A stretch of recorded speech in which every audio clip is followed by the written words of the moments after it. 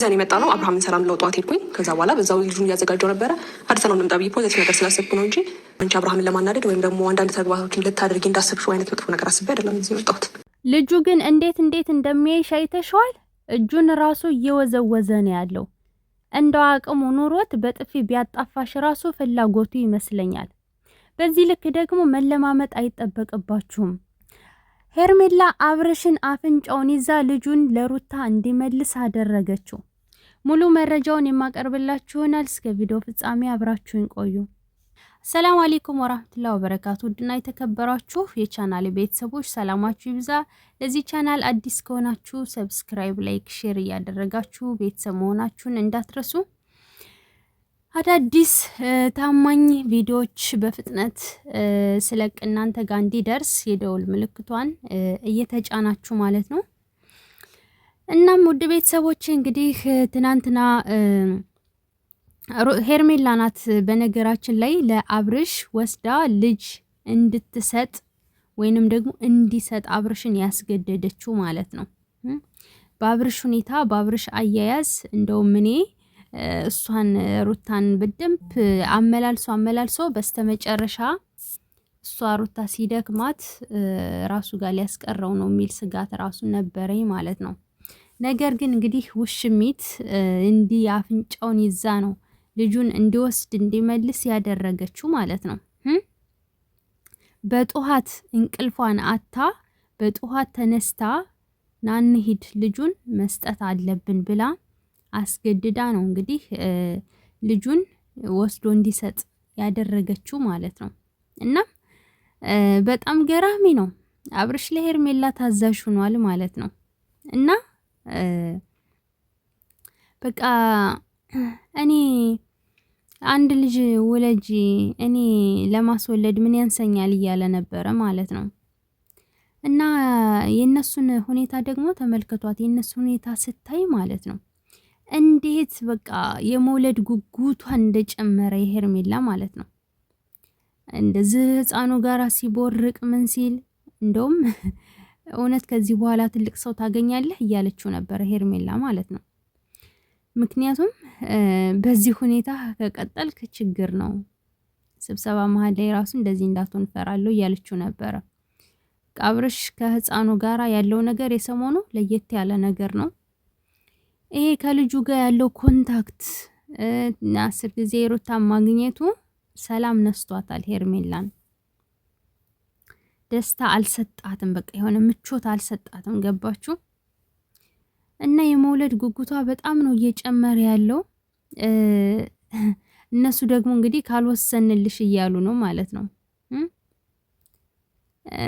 ከጎኑ ሌላ ሴት አቅፎ ጭራሽ እሷን በሰላም እንፍታ እያላት ነው ያለው። ሲቀጥል ደግሞ እኔ ልጄን የሰጠሁሽ አለ። እኔ ልጄን የሰጠሁሽ ከዚህ በኋላ በሰላም እየመጣሁ እንዳይፈልጌ ነው፣ በፍቅር ነገሮችን እናስኪዳቸው እያለ ነው ማለት ነው። እናም አንተ ሄርሜላን ካጠገቧ ይዛሃት ስትመጣ በቃ ምንም ቼክ አላደረገቻቸውም ሲጀመር ከህይወቷ አስወጥታለች ማለት ነው። አንተ ደግሞ የእውነት ከህይወትህ ካስወጣሃት ለምንድን ነው እንደዚህ እየሆንክ ያለው? ማለት የፈለገችውን ብትሆን ለማይገባም ልጄን የሰጠሁሽ ስትል ደግሞ ልክ አርግዘህ አምጠህ ወልደህ ብዙ መስዋዕት የከፈልክ አስመሰልከው ማለት ነው።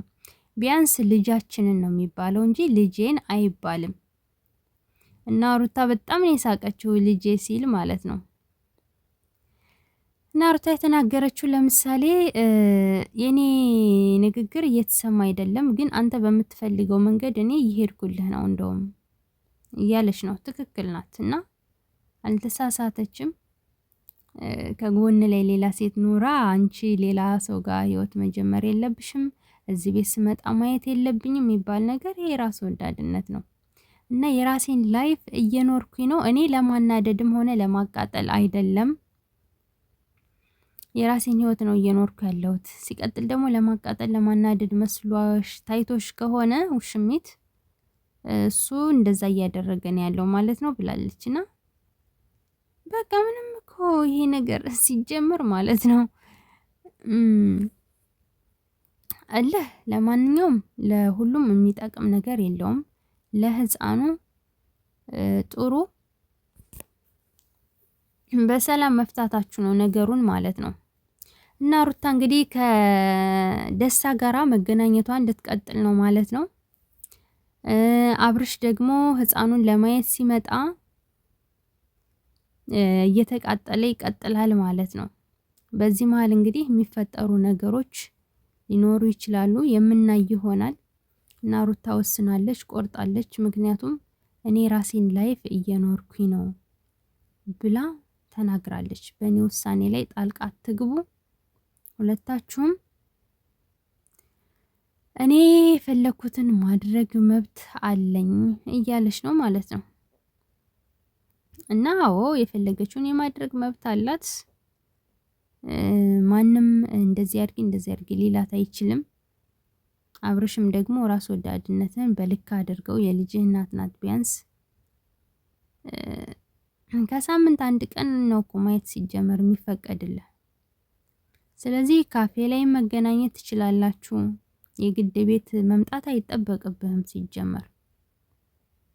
እና ይሄ ቀን በቀን መመላለሱ አግባብ ነው ብዬ አላስብም።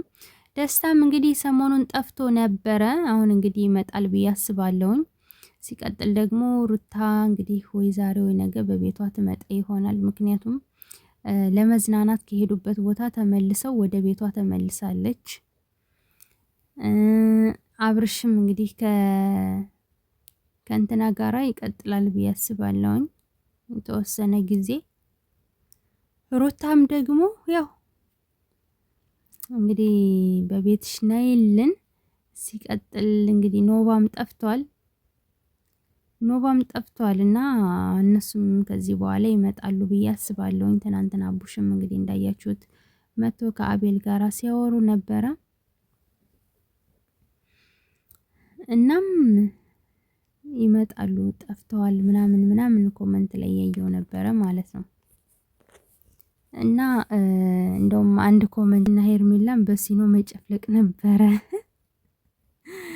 እውነት የምርሽን ነው። ሴት ነኝ አልፈልግም የተባለን ወንድ ሴት ስለሆነች እሱን እርገጡት አልልም። አብርሃም ያልጨለለው ሄርሜላ ስላለች ነው። እንደ ሩታ ቢሆንማ ጨልሎ ነበር እንኳን አለች ማለት ነው። እና በጣም ነው የሚገርመው። በነገራችን ላይ እሷ ሴት ስለሆነች አይደለም እሱ እየተረገጠ ያለው። አሁንም ከሌላ ሴት ጋር ሆኖ አንቺ ግን ሌላ ህይወት አትጀምሪ እያላት ነው ያለውና ይሄ ኮመንት ገርሞኛል። ያልጨለለው ሄርሜላ ስላለች ነው ብላ ስትናገር እጅግ በጣም ያሳፍራል። ያም ማለይህ እንግዲህ ሩታ ወስና እየቀጠለች ነው ህይወቷን።